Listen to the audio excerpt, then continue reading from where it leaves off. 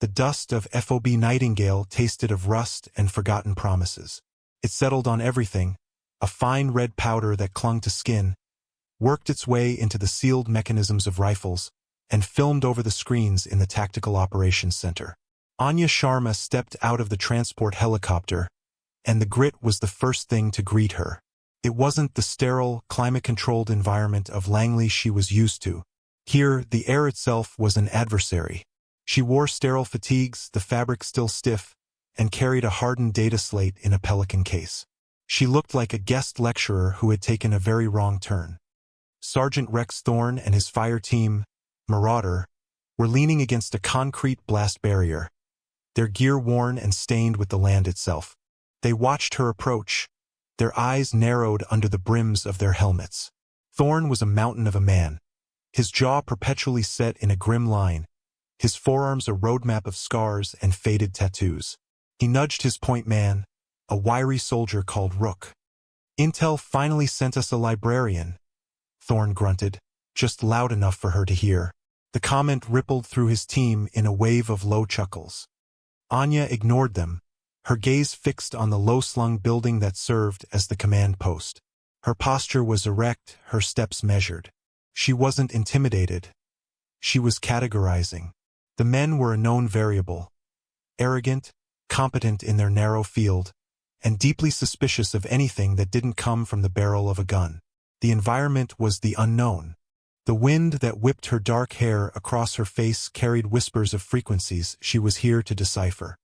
Inside the TOC, the air was thick with the hum of servers and the low murmur of radio traffic. Colonel Madsen stood before a holographic map of the surrounding valleys, his hands clasped behind his back. He was a man carved from granite, his face a mask of command authority. He turned as she entered, his eyes giving her a swift, dismissive appraisal. "Ms. Sharma," he said, his voice flat, "I was told to expect a signals analyst. I wasn't told they were sending a field trip. The data streams from this sector are anomalous." "Colonel," Anya replied, her voice calm and even. She placed her slate on the central table and keyed it to life. A complex waveform, shimmering with encrypted data packets, bloomed on the screen. "Your last 3 drone malfunctions weren't mechanical failures." Thorne and his team had filed in behind her, their presence filling the small space with the smell of sweat and sun-baked earth. Thorne scoffed openly now, crossing his arms. "We've been running patrols in the Zarin Valley for 6 months, sir. It's buzzards and goat herders. The drones are cheap tech. They fail." "This isn't failure, Sergeant," Anya said, not looking at him, her finger tracing a jagged spike in the data. "This is a pattern. A sophisticated electronic warfare suite is being tested here. The drone wasn't shot down. It was hijacked, its control signal severed and replaced. They're not just disabling your assets. They're studying them." Madsen leaned closer, intrigued despite himself. "What are you suggesting?" "I'm suggesting that the sensor package you're planning to retrieve from the latest crash site is bait. The enemy knows you're coming.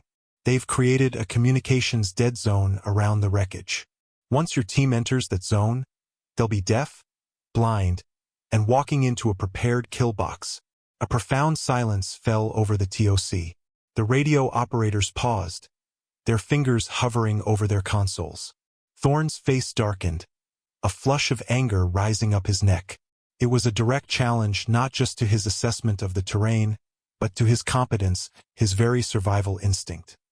"With all due respect, ma'am," Thorne began, his voice dripping with condescension, "my team and I have forgotten more about that valley than you'll ever see on a screen. We know the terrain. We know the threats. We're not afraid of ghosts in the machine. It's a simple snatch and grab. In and out before the enemy even knows we're there." "They already know," Anya stated simply. It was not a guess. It was a conclusion drawn from 1,000 data points he couldn't see. Madsen straightened up, his brief moment of curiosity extinguished. He defaulted to the tangible, to the man whose record was written in combat citations, not academic papers. "Ms. Sharma, your analysis is noted. However, Sergeant Thorne is my man on the ground." His experience is what I trust. We have a window to retrieve that package before its data is compromised or the hardware is scavenged. We're moving forward. Colonel, I strongly advise against it, Anya said, her gaze unwavering. At the very least, allow me to provide real-time SIGINT support from a forward position, not from here. If I can get closer, I might be able to find a way to penetrate their EW screen. Thorne let out a short, incredulous laugh. A forward position? Ma'am, the only thing you'd be doing is giving us another civilian to babysit. You stay here with the coffee machine. We'll handle the real work. The dismissal was absolute. It was a professional knockout. Her data, her analysis, her warning, all of it brushed aside like dust. She was the analyst, the woman, the outsider. Her role was to provide theories from the safety of the wire, not to question the instincts of the men who went beyond it. Madsen gave a curt nod, sealing the decision. That's enough. Thorne, brief your men. Wheels up in 30-inch, he turned back to the map, his message clear. The discussion was over. Anya Sharma and her paranoid fantasies were irrelevant. Anya stood motionless for a moment, the hum of the servers seeming to grow louder, mocking her. She watched Thorne clap Rook on the shoulder, a smirk on his face. They were confident, striding out of the TOC with the unshakable certainty of men who had always met problems with overwhelming force. She looked down at the waveform on her slate, the elegant, deadly signature of the trap. They couldn't see it. They wouldn't see it. And they were going to die because of it. She slowly powered down the display, the light of the screen extinguishing, leaving her in the dim, humming twilight of the command post. Her warning had been K.O'ed, struck down by pride and prejudice. But as she stood there, a different kind of calculation began to form in her mind, one that had nothing to do with data and everything to do with the cold, hard logic of survival. The mission briefing had been a formality, a stage for Thorne's bravado and Madsen's conventional thinking. Anya watched them, a silent observer in a room where only loud voices were heard. Thorne used a physical map, his thick finger stabbing at checkpoints and exfiltration routes. He spoke of enemy capabilities in terms of rifle calibers and RPG stockpiles, a language of tangible threats. Anya's threat was invisible, a ghost woven from code and radio waves. And in this world, what couldn't be seen couldn't be killed. The objective is the drone's primary sensor module, Thorne explained, his voice booming with confidence. It's in a ravine just north of the Zarin Ridge. We go in low and fast, on foot from the insertion point here. He tapped a location 5 kilometers from the crash site. Minimal comms chatter. We're in, we bag the tech, and we're out before their afternoon prayers. Simple as that. And your contingency for a communications blackout, Sergeant? Anya asked, her voice cutting through the self-assured atmosphere. Thorne turned to her, an indulgent smile playing on his lips. Ma'am, we carry 3 redundant comms systems. If one goes down, we have backups. If they all go down, we revert to old-school hand signals and rally points. We're not helpless kids who need a GPS to find our way home. This isn't about getting lost, Anya countered, her patience wearing thin. It's about being isolated. An EW field that's sophisticated isn't just for jamming. It's for creating a controlled environment. Once you're inside, the operator of that system owns you. They control what you hear or if you hear anything at all. They can feed you false signals, ghost chatter. They can listen to your internal comms without you ever knowing. You'll be in a digital cage. One of the younger members of Marauder team, a corporal named Diaz, shifted uncomfortably. He looked from Anya to Thorne, a flicker of doubt in his eyes. Thorne saw it and immediately moved to crush it. That's some high-level conspiracy stuff, Thorne said with a dismissive wave of his hand. We're dealing with insurgents hiding in caves, not some cyber warfare geniuses. They got lucky once or twice. It's a fluke. Colonel Madsen, who had been listening from the side, stepped forward. Your concerns are on the record, Ms. Sharma, but we can't afford to be paralyzed by hypothetical threats. We have a tangible asset to recover. The mission proceeds as planned. You will monitor all relevant frequencies from this TOC.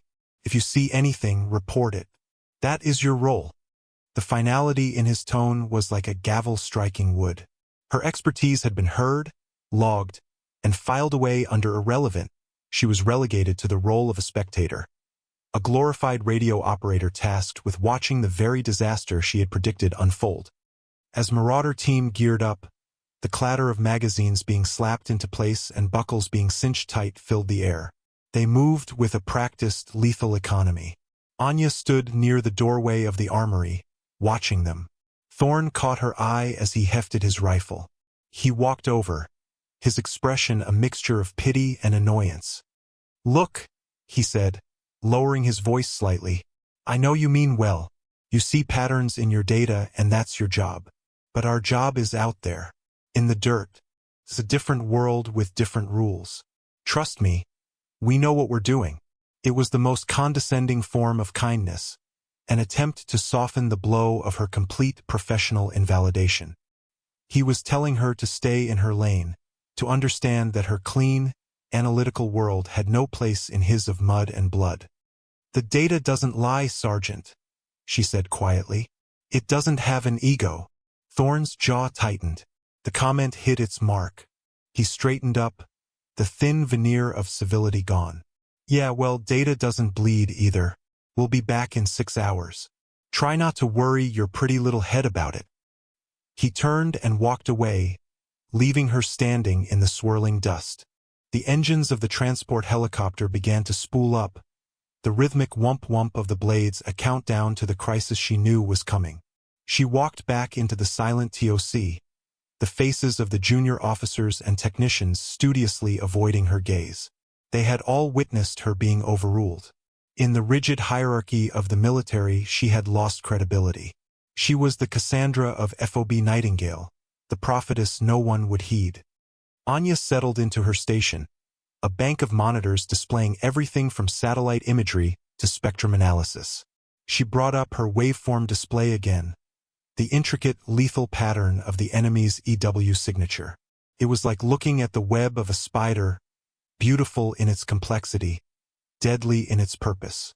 She watched the icon representing Marauder team's transport lift off and move across the map, a single green chevron heading toward a section of the grid she had mentally colored blood red. She wasn't just monitoring frequencies now. She was beginning a vigil. The metaphorical knockout was over. The physical one, for Thorn and his men, was about to begin. And her own next move was solidifying from a contingency plan into a grim necessity. The first 90 minutes of the mission were deceptively calm. Anya sat at her console in the TOC, a pool of focused silence in the room's low-level chaos. On the main screen, the helmet cam feed from Thorn's perspective showed the rocky terrain passing by in a steady, rhythmic bounce. His breathing was even controlled. The team's biometric sensors, piped back to the base, showed baseline heart rates. The comms were clear. "TOC, this is Marauder Lead." Thorn's voice crackled, laced with a familiar swagger. "We are at the insertion point, beginning movement to objective on foot. All clear." "Solid copy, Marauder Lead," the comms officer replied. "Maintain comms window every 15. Madsen stood with his arms crossed, watching the feed. He shot a quick, triumphant glance toward Anya. It was a silent, "I told you so." Anya didn't react. Her eyes fixed on a smaller screen displaying the raw radio frequency spectrum. To the untrained eye, it was just static, a waterfall of digital noise. But to her, it was a living thing, and it was starting to change. A subtle harmonic appeared on the edge of the military band, a faint, almost imperceptible ripple. It was too regular to be natural interference, too clean to be an equipment malfunction. It was a carrier wave waiting for a signal. She leaned forward, isolating the frequency and running a diagnostic. The software couldn't identify it. It was encrypted with a protocol she had never seen before. "Colonel," she said, her voice sharp, cutting through the room's hum. "Something's happening. They're activating the field." "I hear clear comms, Sharma," Madsen said, his tone impatient. "Thorn is checking in on schedule." "That's the point," she insisted. "They're letting his signal through. They want you to think everything is normal. They're drawing him in deeper." As if on cue, Thorne's voice came over the radio again. TOC, we are 2 clicks from the objective. Still quiet. This is a ghost town. Your analyst might have been spooked by a faulty microwave oven. The comment elicited a few snickers from the radio operators. Madsen's expression hardened. Stay focused, Sergeant. Anya watched the green chevron on the map cross a topographical line she had marked as the edge of the effective EW range. The moment it did, the harmonic she was tracking flared, blooming across the spectrum like a toxic algae. It wasn't just a ripple anymore.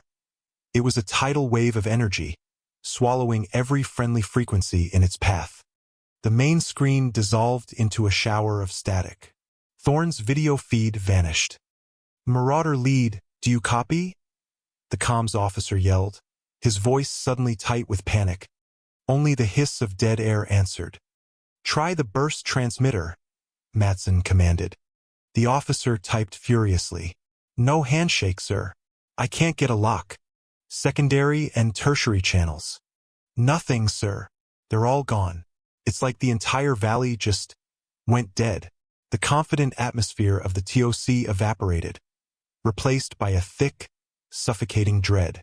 Every man in the room looked at the wall of static, their faces pale. They were blind. Marauder team had vanished from the world. Simultaneously, a new alert flashed on Anya's screen.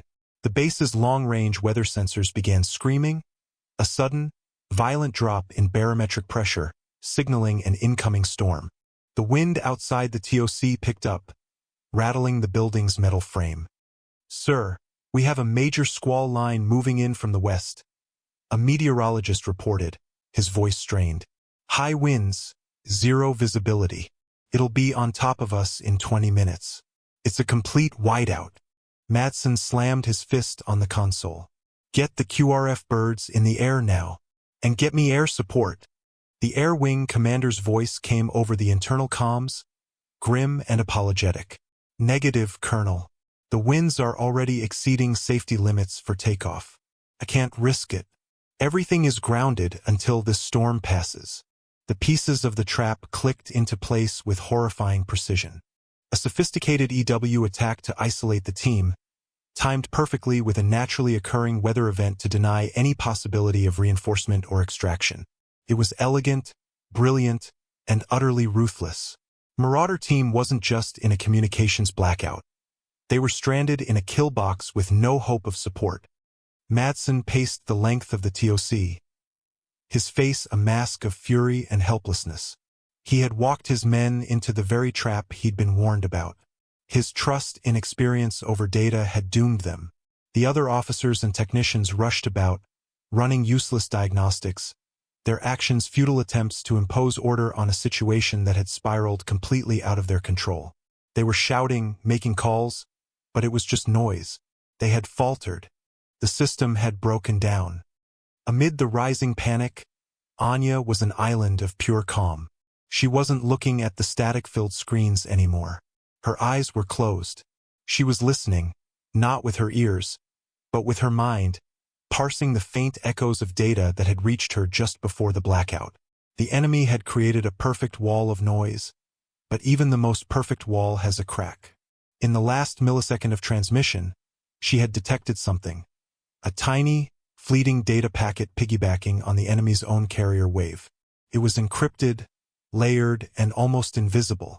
It was a ghost, and she knew with absolute certainty that it was the key. Her eyes snapped open. The time for warnings was over. The time for waiting for permission was over. She stood up, her movements precise and deliberate. While the men around her were succumbing to the crisis, her own mission was just beginning. She wasn't an analyst anymore. She was an operator. Anya walked out of the chaotic TOC without a word. No one noticed her leave. Colonel Madsen was shouting into a phone, trying to conjure a solution that didn't exist. The comms officers were still trying to punch a signal through an impenetrable wall. They were all focused on the problem in front of them, trapped by their own procedures. Anya was already moving toward the solution. Her first stop was a small, forgotten supply room designated for signals maintenance. Tucked away under a dusty tarp was a TR-4 Spectre comms pack. It was a piece of bleeding-edge, highly classified technology, a man-portable SIGINT suite designed not to transmit, but to listen, to sift through billions of signals and find the one that mattered. It was officially not on the FOB's inventory. She had requisitioned it herself under a classified budget code as a personal contingency. She slung the 20-pound pack over her shoulders, the weight familiar and comforting. Her next stop was the armory. The quartermaster, a grizzled master sergeant named Chun, looked up from his paperwork, surprised to see her. "Ma'am, can I help you?" "I need a rifle," she said, her voice leaving no room for argument. Chun blinked. "A rifle? Ma'am, are you cleared for that?" Anya's eyes met his. There was no pleading, no explanation. Just a cold, hard certainty that stopped his next question before it formed. She walked past him to the rifle racks, bypassing the standard-issue M4S. Her hands went to a long, heavy case in the back, one reserved for the scout sniper teams. She opened it. Inside, nestled in custom-cut foam, was an M110 SAS, a semi-automatic sniper system. This metal was a dull, non-reflective gray. She picked it up, the balance perfect in her hands. She worked the charging handle, the sound a solid, definitive clack in the quiet room. She gathered 5 magazines of 762mm match-grade ammunition, a suppressor, and a thermal optic. Chun watched, his mouth slightly agape, as she field-stripped and reassembled the weapon with the practiced, almost bored efficiency of someone who had done it 10,000 times before. The woman who had looked like a lost academic a few hours ago now moved like a predator. "Who the hell are you?" he whispered, more to himself than to her. Anya slung the rifle over her back, next to the comms pack. "Someone who's not going to let them die," she said and walked out. The storm had hit with full force. Wind howled across the base, driving a horizontal wall of sand and rain before it. Visibility was down to a few feet. It was the perfect cover. She moved along the perimeter fence, a gray shadow in the gray maelstrom, making her way toward the north gate. The guards in the tower wouldn't see her. The cameras were blinded by the storm. She reached the designated exfiltration point, a section of the wire designed for emergency egress. She entered a code into a keypad hidden on a fence post. A heavy gate unlocked with a soft click. Protocol dictated that such an action required direct authorization from the base commander. She had used her own override code, a privilege no civilian analyst should have possessed. As she slipped out into the raging wilderness, she paused for a moment, turning her face to the wind.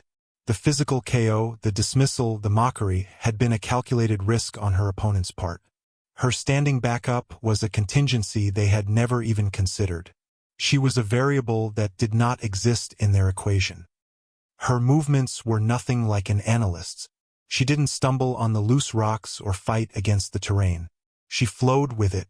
She kept to the low ground, using the deep gullies and washes carved by ancient floods as natural trenches, shielding her from the wind and observation. Her stride was economical, a ground-eating pace that consumed distance without wasting energy. Every footstep was deliberate, placed on solid rock to avoid dislodging loose gravel. Every so often, she would stop, drop to one knee, and scan the landscape, her eyes missing nothing. She wasn't just walking. She was hunting. She was tracking Marauder team, not by sight or sound, but by instinct and intellect. She knew the route Thorn had laid out. She also knew how a soldier's mind worked. He would stick to the path of least resistance that still offered some cover, the shoulder of a ridge, the floor of a shallow canyon. She cut across his probable path, taking a more difficult but more direct route, climbing steep inclines by finding handholds invisible to the untrained eye. The Spectre pack on her back was active, its sensitive antennas unfurled, sipping at the storm-choked airwaves. She wasn't trying to transmit. She was listening for the ghost frequency she'd glimpsed, the enemy's command channel.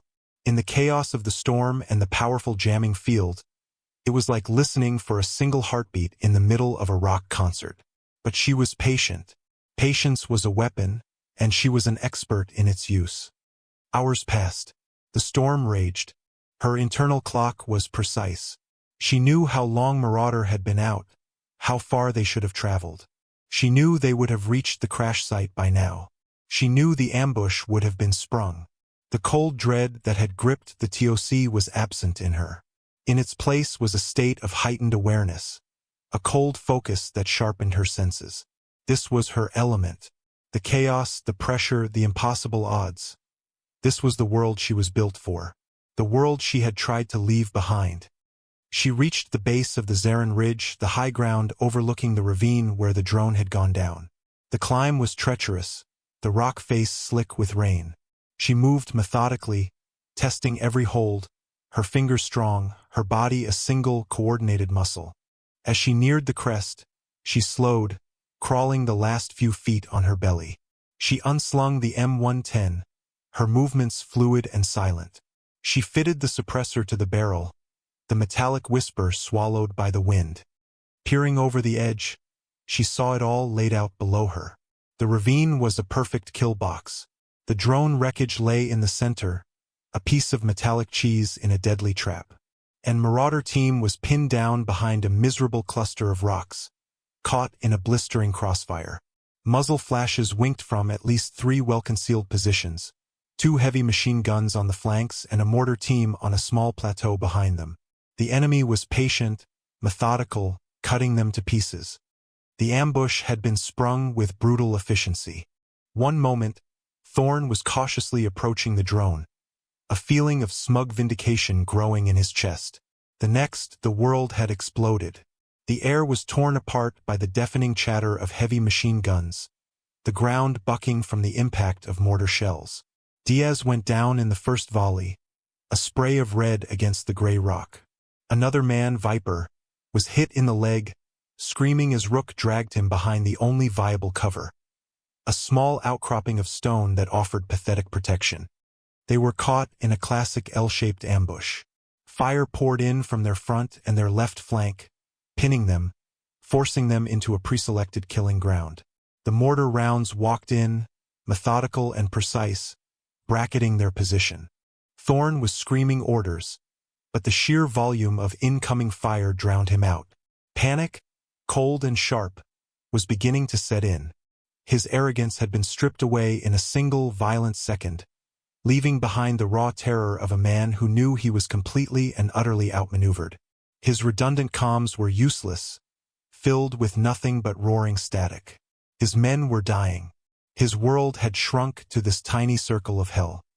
High above, on the windswept ridge, Anya watched the scene unfold with cold, dispassionate clarity. This was not a battle to her. It was a problem to be solved, a complex equation of ballistics, wind speed, and enemy psychology. She attached the thermal optic to her rifle, the world below shifting into a ghostly landscape of heat signatures. The enemy positions glowed with a malevolent white-hot light. The Spectre pack on her back finally chirped. It was a faint, intermittent signal, the ghost frequency. The enemy commander was issuing orders, coordinating the fire. The signal was weak, buried under layers of their own jamming, but it was there. She patched the signal into her earpiece, a stream of harsh, clipped language filling her ear. She didn't need to understand the words. The cadence, the timing was enough. She could map their command structure by listening to the rhythm of the battle. She laid the M110 on a flat rock, deploying its bipod. Her breathing slowed, her heartbeat becoming a slow, powerful drum. The wind was gusting, pushing rain into her face, but she didn't notice. Her world narrowed to the reticle in her scope. Her first target was the mortar team. They were the greatest threat, capable of wiping out the entire team in a single barrage. She saw the heat signature of a man dropping a round into the tube. She exhaled, her finger taking up the slack on the trigger. The rifle bucked against her shoulder, a subsonic cough lost in the storm. Down on the plateau, the mortar loader crumpled, his white-hot signature vanishing as if erased. The second man looked around in confusion, searching for the source of the attack. Anya's bolt cycled smoothly. She acquired the new target. Exhale. Press. The second man fell. The mortar was silenced. Next, the machine gun on the left flank. It was dug in well, behind a fortified nest of rocks and sandbags. She couldn't get a clean shot at the gunner himself, so she aimed for his weapon. The thermal scope showed the barrel glowing brightly from the sustained fire. She placed the crosshairs on the receiver. The 762mm armor-piercing round struck the weapon with a sharp crack of metal, shattering the firing mechanism. The gun fell silent.